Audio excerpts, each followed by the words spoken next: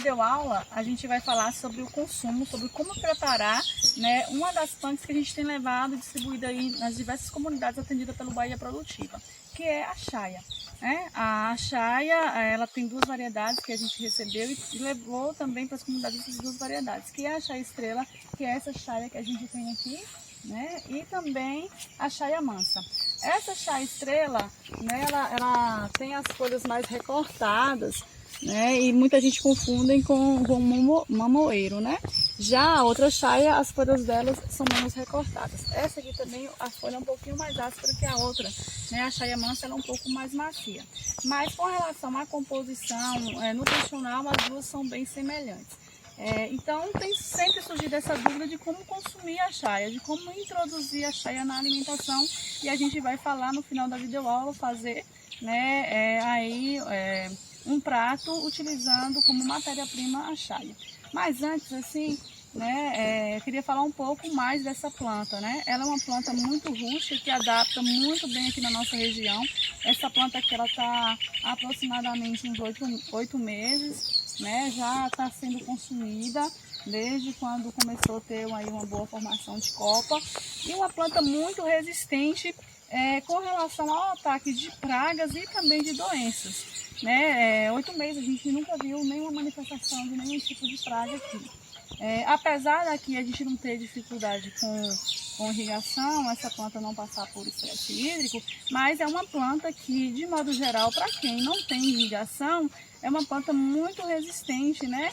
É muito tolerante. Então, com quantidades mínimas de água, ela vai conseguir desenvolver e se manter produtiva aí num período com maior estiagem, né? Que acontece muito na nossa região. E assim, muito fácil de pegar, muito fácil de sobreviver. Então, a gente já fez vídeos anteriores, né, falando sobre a produção das mudas, né, que é por meio de estaca. A gente vê que ela já está florindo, né, mas as sementes são muito viáveis para estar ocorrendo aí, fazendo a propagação. Então, a propagação dela mesmo vai ocorrer, é mais viável, né, por meio da estaquia. Com relação, né, à sua composição nutricional, então é uma planta rica, né, em proteínas, então pode estar substituindo a carne, né, por essa planta, por oferecer esse grande teor de proteínas. Além disso, também é uma planta rica em fibras, né, rica em cálcio, rica em ferro, rica em vitamina C e também em fitoquímicos, né? Então, é uma planta que nos oferece, nos proporciona um grande teor de nutrientes, e nutrientes esses que são super benéficos para a nossa saúde.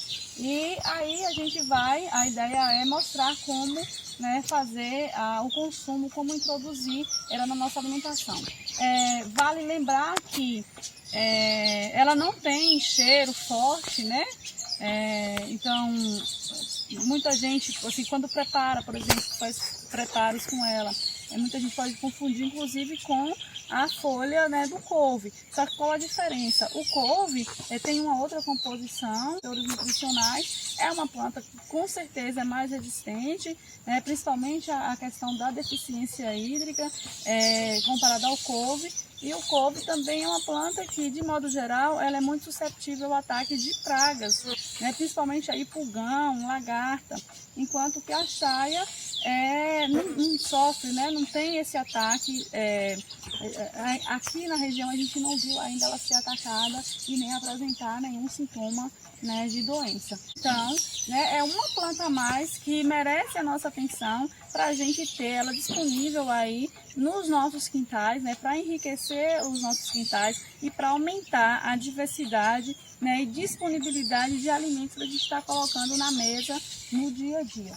Com relação ao cultivo, né, da chaia, então a gente já ensinou em outras videoaulas, como eu falei, como fazer a muda. Agora, em campo, como fazer o plantio? A gente pode estar realizando o plantio, né, com um espaçamento de 1 metro entre plantas. Lembrando que uma única planta ela consegue produzir uma grande quantidade, né, de folhas. Então, a depender do cuidado que se tiver, e principalmente se tiver irrigação, né, digamos que uma planta ela é suficiente para o consumo da família. Mas se quiser cultivar em maiores quantidades, né, quem sabe aí buscar comercialização futura para essa planta, e eu acredito que vai ser crescente justamente por ser uma planta que adapta bem a nossa região e por apresentar, né, grandes teores aí de nutrientes benéficos para a saúde. Então é uma planta que merece, né, um olhar diferenciado. Então o espaçamento é de 1 por 1 metro, né? E assim, é uma planta que de modo geral também, ela não é tão exigente com relação à fertilidade de solo, né? Nem a fertilidade nem a irrigação, mas claro que se a gente, né, colocar um adubo, principalmente o adubo orgânico, ela vai responder e com certeza vai produzir mais folha, né? E produzindo mais folha é mais alimento, né, que a gente vai ter disponível ali para estar inserindo no cardápio, para estar inserindo no dia a dia aí nas refeições de nossas famílias. Em relação ao manejo da planta, né? Então, como o objetivo principal é o consumo das folhas, né? Então é uma planta que ela não tem um porte tão alto, mas ela segue desenvolvendo.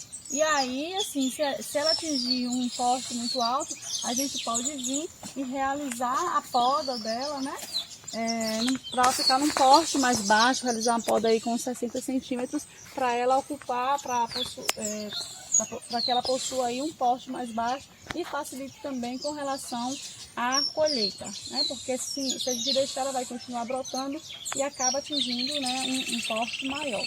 Com relação ao consumo, é importante consumir sempre refogados, né, cozidas e nunca crua. E aí assim, pode também se fazer a farinha, né, da chaia. Então pode desidratar as folhas e aí fazer uma farinha. Então essa farinha ela pode estar sendo utilizada, né, como auxílio aí para o tratamento de doenças intestinais. Ajuda a reduzir, né, dores, gases e intestino preso. Então pode também utilizar nessa opção de farinha.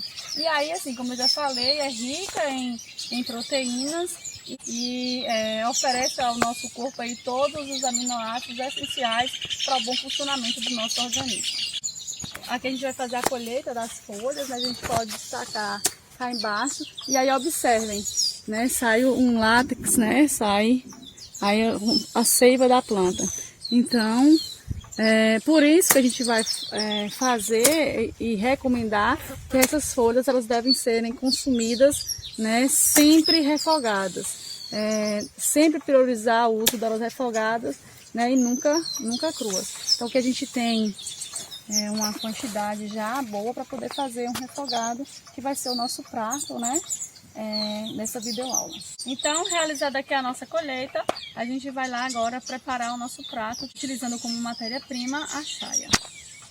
Então, colhidas as folhas de chaia, a gente vai agora higienizar elas, né?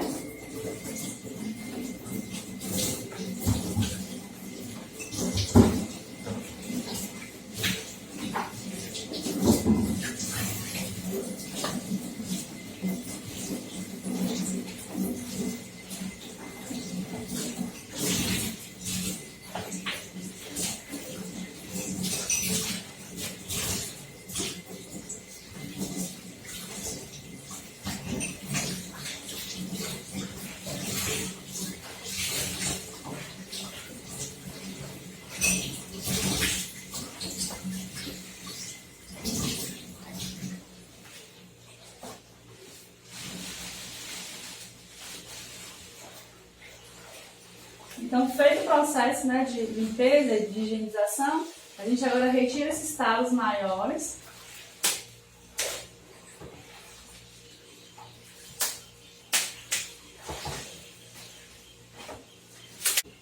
E agora a gente junta essas folhas e corta.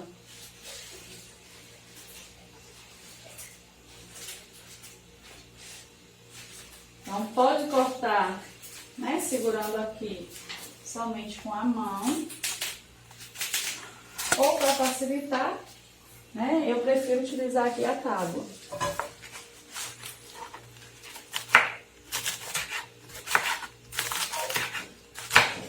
Vou voltar meu pão.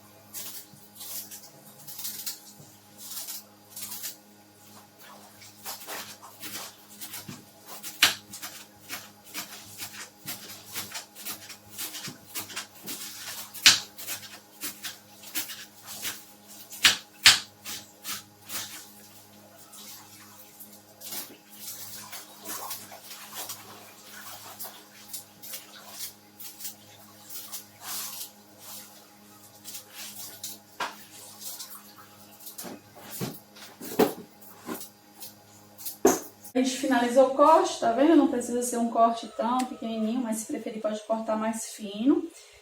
Até porque essa folha aqui ela vai murchar, né? E aí ela vai diminuir ainda o tamanho. Então aqui agora a gente adiciona esse pra cá. Então aqui agora já está cortado. O que a gente vai usar para temperar essa chaia? Então, como eu falei anteriormente, é uma folha bem parecida, né? E pode fazer refogado assim como você faz o couve. Então pode estar utilizando os mesmos temperos que vocês geralmente utilizam para fazer algum refogado, né? Aí hoje mais como o couve ou repolho. Então assim, o tempero é bem opcional. No nosso caso aqui, o que a gente vai utilizar? A gente vai utilizar o azeite. Então a gente utiliza o azeite.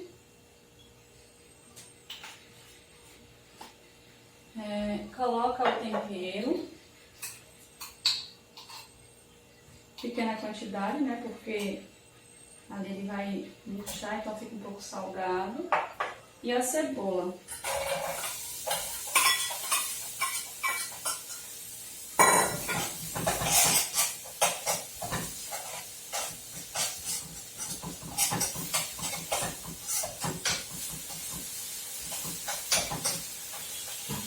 Eu vou trocar aqui a minha colher.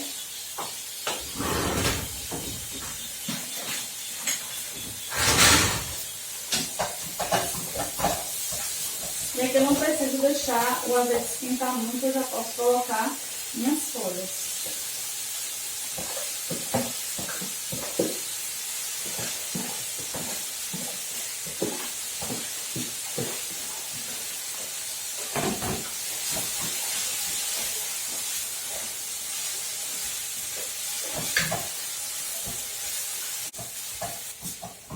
Então agora é só ir mexendo um pouquinho, né, e aguardando e soltando a umidade, né, no processo de refogar. Não precisa nem tampar, não há necessidade. Com relação ao tempero, eu quero abrir um parêntese e falar um pouco, né, sobre esse tempero que eu utilizo aqui, né. É um tempero não só com alho e sal, né, mas é um tempero também que vocês podem estar fazendo, né, aí na casa de vocês. Esse tempero é rico em ervas, né. Aqui o que a gente tem nele? A gente tem orégano, né? Tem alho, tem a folha do alho poró. No caso do alho, né? Tem ali o bulbozinho, né? A cabeça do alho. Então a gente coloca ele e também coloca folhas de alho poró, limão, o suco do limão, né? Coloca hortelã miúdo. Tem também o alecrim, folhas de couve, né? Pimenta. Coloca também o agrião. Então, todos esses ingredientes que eu falei, né, primeiro eles são baixos no liquidificador. A gente vê que muita gente, na hora de preparar tempero, hoje em dia pouca gente usa o pilão, né, para estar pisando, então usa muito liquidificador. E aí coloca óleo, né, para poder fazer, no caso ali, bater o alho. Só que o óleo você acaba enriquecendo ainda mais o seu alimento ali, né? E assim, antes na hora de preparar a comida, você colocar o óleo, o seu tempero acaba indo também rico. Então aqui nesse caso a gente utiliza a água do limão, né? E aí depois bate tudo isso no liquidificador e posteriormente vai adicionando sal até ficar nessa consistência aqui. Então até ficar nessa consistência, né? A gente vê que tem um pouco de fibra, que é justamente da parte das folhas que eu falei. Então, e depois conservando isso em um vidro, né, e bem tampado, ele dura aí 6 meses. Para quem não gosta de pimenta, né, pode retirar essa pimenta. Então essa é a consistência do tempero, um tempero aí rico em ervas, né, traz sabor e traz saúde também aí, né, para o seu alimento. E aqui a gente já está quase finalizando, né? A gente vai mexendo aqui e quase finalizando.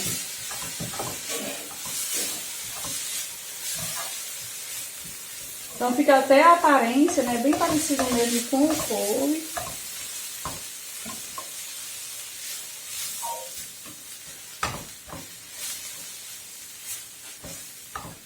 O sal é a gosto. Se quiser adicionar, por exemplo, aqui mais cominho e tal, pode colocar. Aqui a gente só coloca esse tempero, já que ele é rico em ervas, a cebola e o azeite somente.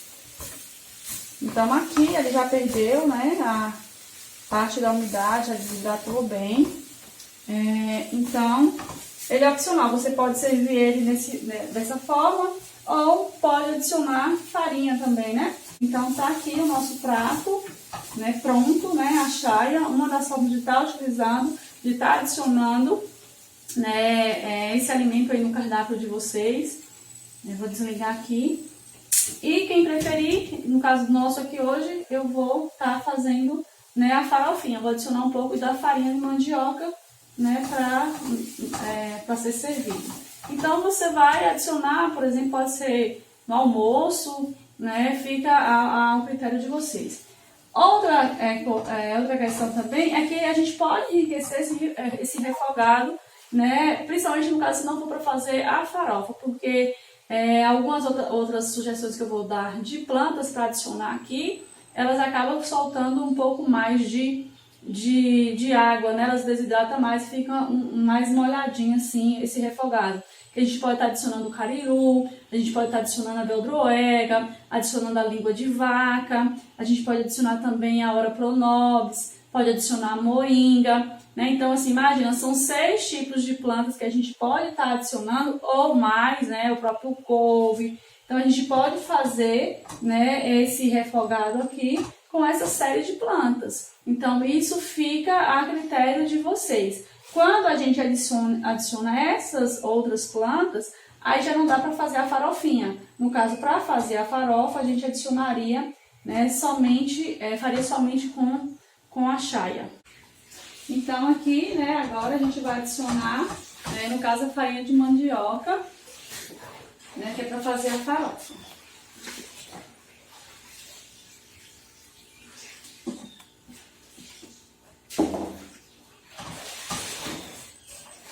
Então aqui está a nossa farofinha já pronta. Aqui vocês podem colocar outros condimentos, né? Pode colocar cheiro verde, pode colocar os condimentos que vocês acharem necessários para saborizar, caso vocês queiram, né? No nosso caso aqui a gente finaliza, está pronta para ser servida.